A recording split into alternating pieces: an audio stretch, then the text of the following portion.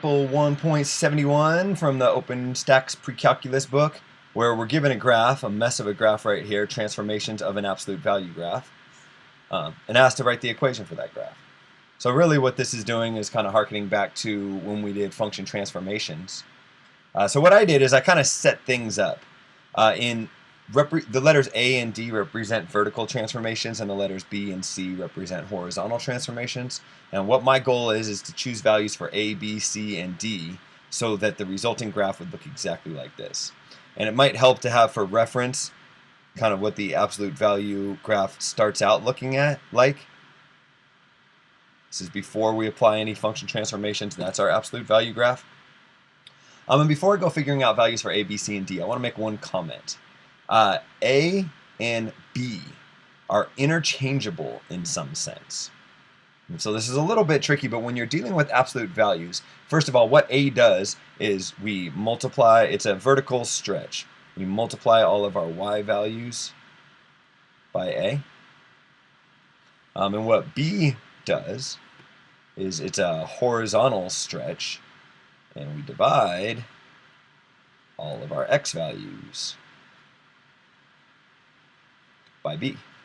And generally speaking, those are two very different operations. However, in the case of absolute values, they're the exact same. Well, they're very close to the same. And maybe I can convince you of that. Think about if you start out with this red graph right here. If B were equal to 2, for example, then I would divide all of my old X values by 2. So this thing would move in. It would have this shape right here. I'd compress everything towards the y-axis. If A were equal to 2, I would stretch everything up. I would multiply all of the old y values for 2. So we'd end up with the exact same graph. If you scrunch this thing in towards the y-axis, or if you pull it up away from the x-axis, maybe you see that you get the exact same graph. The point that I'm making here is when we're dealing with absolute value graphs and their transformations, we never need to use both A and B. We can always just choose one or the other. What I'm saying is I'm going to always choose B to be equal to 1. And the reason I'm going to do that is because I would prefer as few horizontal transformations as possible, because the horizontal transformations are kind of goofy, everything's backwards. What I'm going to do when I work with horizontal transformations is I'm not going to set things up that generally. I'm going to set things up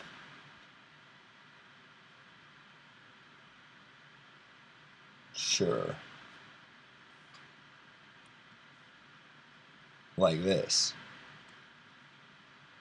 I'm going to choose B to be equal to 1, so I don't have to apply any transformation from this, because I'll be able to get any graph I want just by accounting for any changes that could be made in B in A.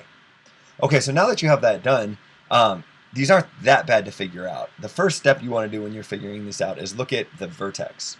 So by the vertex, I'm referring to this point right here. And this point in our original graph gets mapped to this point right here. This vertex goes to this vertex here. And so you might note that to get from here to here, we have to add 3 to all of the X values, and we have to subtract 2 from all of the Y values. And since I know that whatever I have written in D here is what I add to the Y values, the fact that this point has a Y value of -2 tells me that D must be equal to -2. And the fact that this vertex has an X coordinate of +3, and I know whatever C is what I subtract from all the X coordinates. To get from here to here, I had to subtract -3. I had to add 3.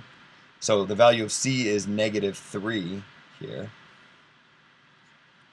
And that gives me almost everything I need. All I got to figure out is what A is. Note I didn't even write the 1 anymore, because 1 times X is just 1.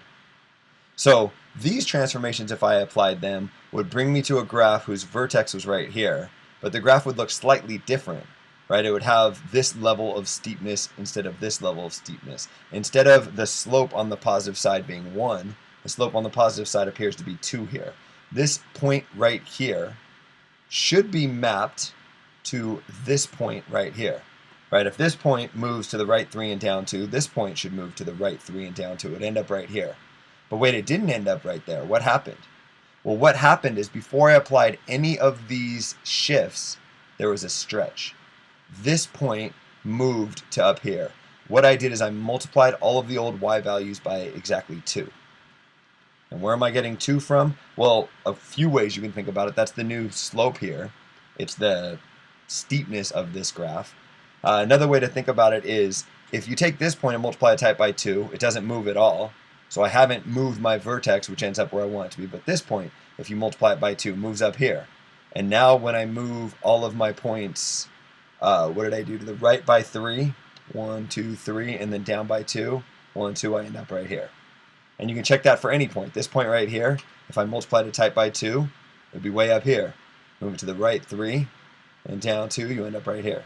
Works over on this side as well. Multiply this height by 2, ends up here, right 3, down 2, ends up on my graph.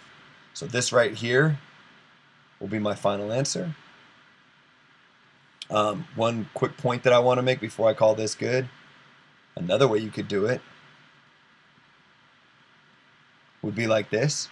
This value of A being equal to 2 and B being equal to 1, I could have reversed those if I wanted to. This graph looks identical to this graph.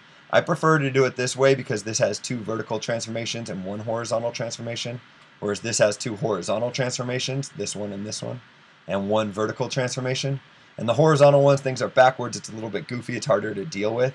But I'll leave that to you to try. You can apply all of our transformations knowing that A multiplies my y values by A, B divides all of my x values by B, D I add to my y values, and C I subtract from my y values. Sorry, x values. I subtract from x values.